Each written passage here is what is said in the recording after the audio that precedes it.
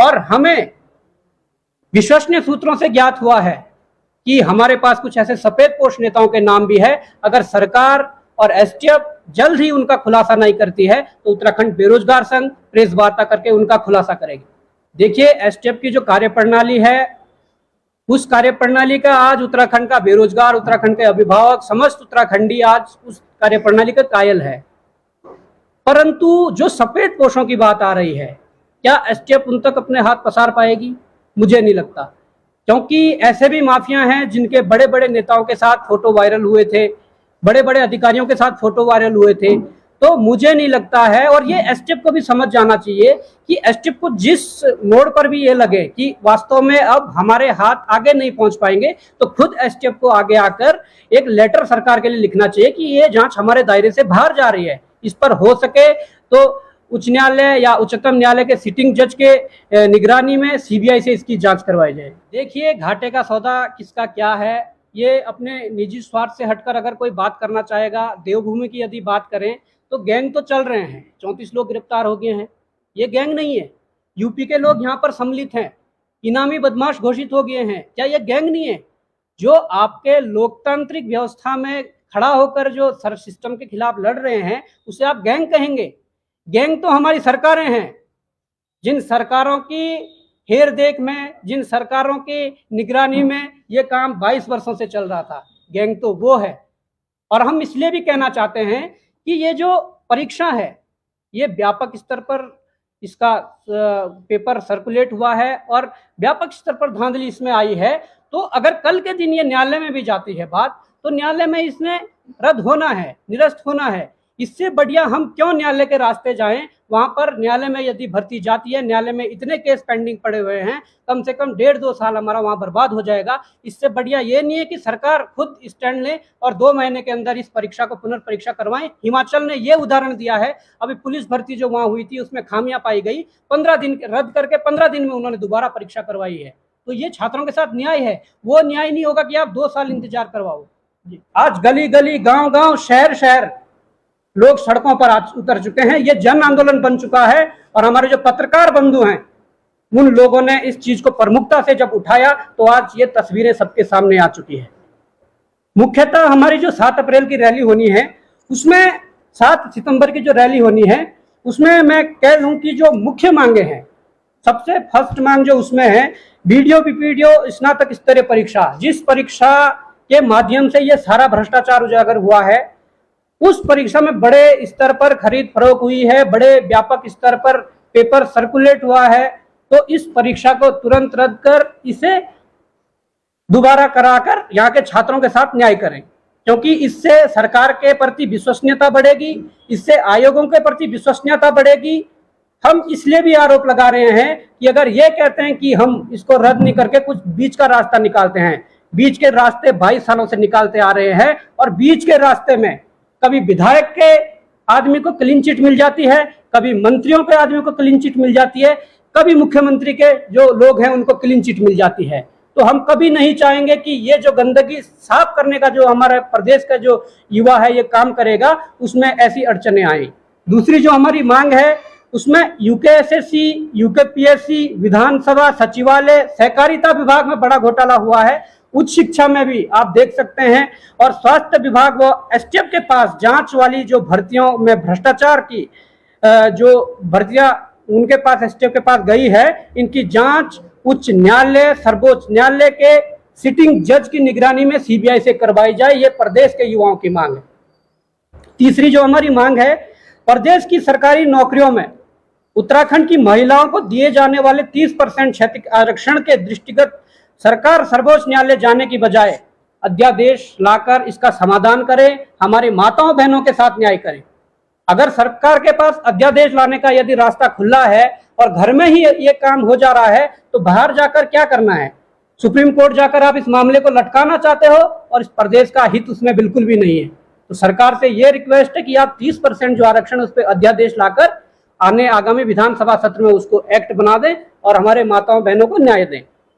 चौथी जो मांग है, आयोग द्वारा यूकेएसएससी व यूकेपीएससी की परीक्षाओं का वार्षिक कैलेंडर जारी किया जाए और परीक्षाओं को एक ही पाली में आयोजित कर जो नॉर्मलाइजेशन की प्रक्रिया है उसे हटाया जाए।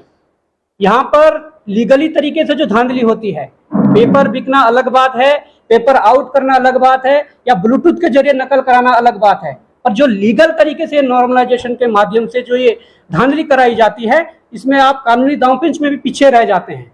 हम चाहते हैं ऐसी प्रक्रिया को त्वरित करके इसे समाप्त किया जाए, यहाँ के युवाओं के साथ न्याय हो।